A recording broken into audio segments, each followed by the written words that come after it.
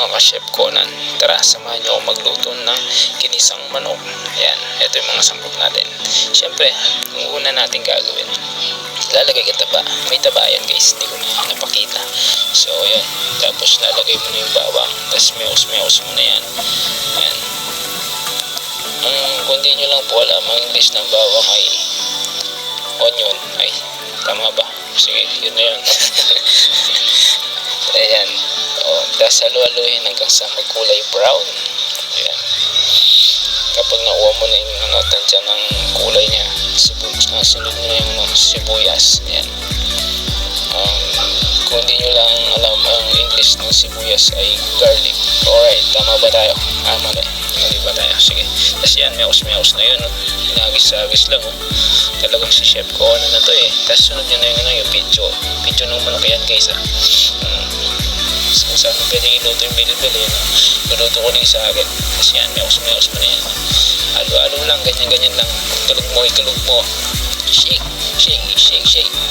Yan. Diba? Hanggang sa makuha mo. Tapos bigyan mo ng pampalasa.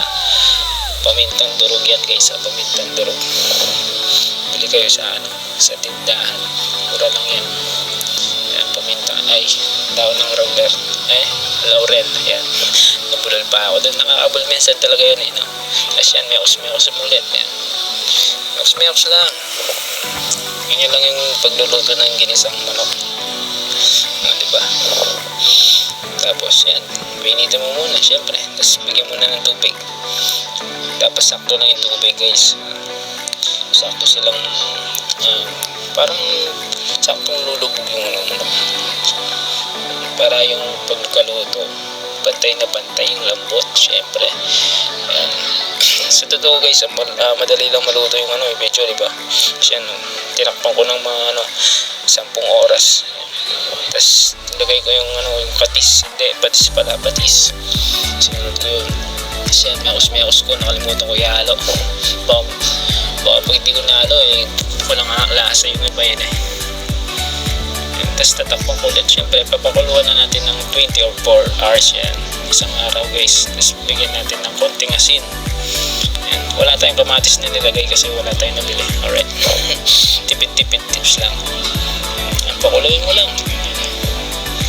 Sunod mo na yung bechin yan. Kalahati lang na bechin. Huwag mo ilalagay lahat. Pero nilagay ko yung sa akin kasi kalahati na yun. Siya, meos mo ulit. Siyempre, meos mo yan. Ayan. Tapos tatakpan natin. Yan. Bali, papakuluan natin ng 2 days yan. Tagal ko magluto 3 araw ako nagluluto guys. Ayan, meos mo ulit. Ayan, ganyan lang magluto ng ginisang manok. Ayan, tapos tatakpan ko ulit ng 1 seconds. Diba ang tagal ng seconds ko. Tapos yan, titikman na natin yung katapos ng 3 araw and 1 seconds, titikman na natin yung luto natin.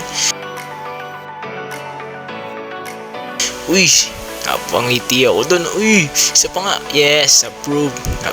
Alright, ito na ang finished product natin.